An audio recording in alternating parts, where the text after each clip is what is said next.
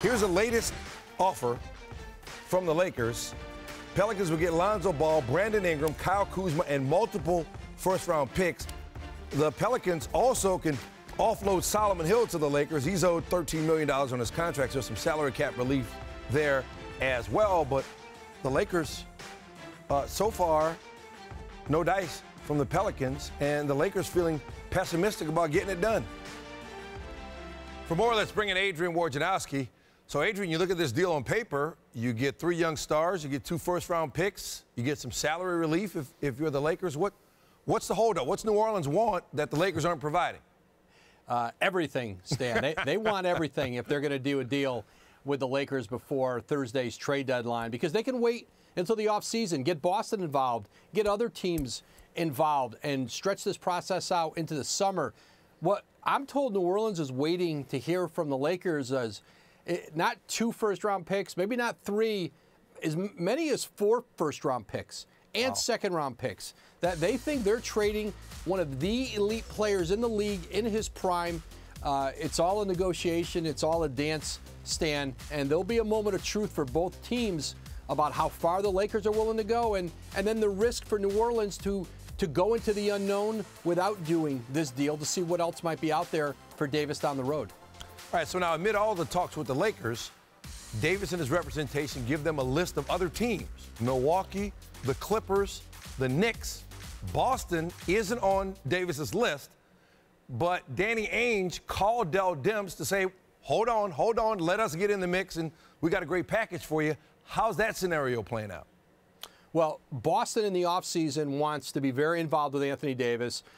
They can't do the deal as long as Kyrie Irving's on the roster until July 1.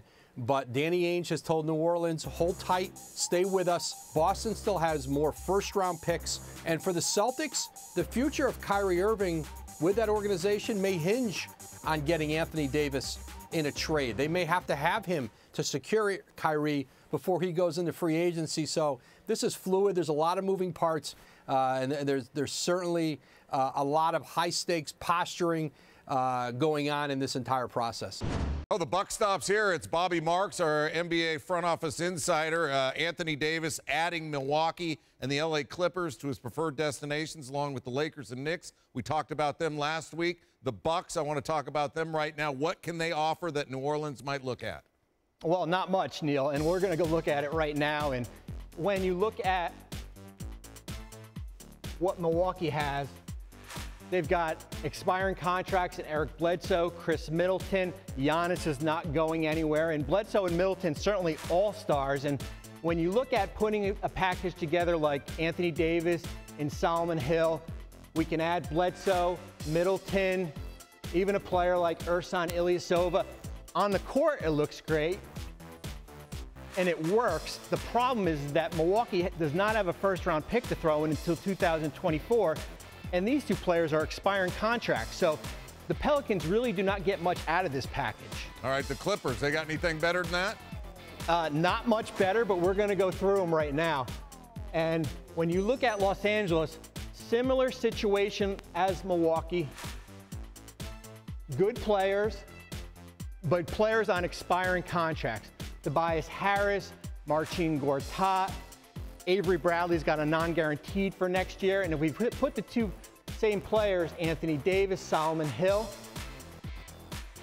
that works. The same problem. Expiring contract, as we said, non-guaranteed. So that doesn't do much for the Pelicans. They also cannot trade a first-round pick until 2021.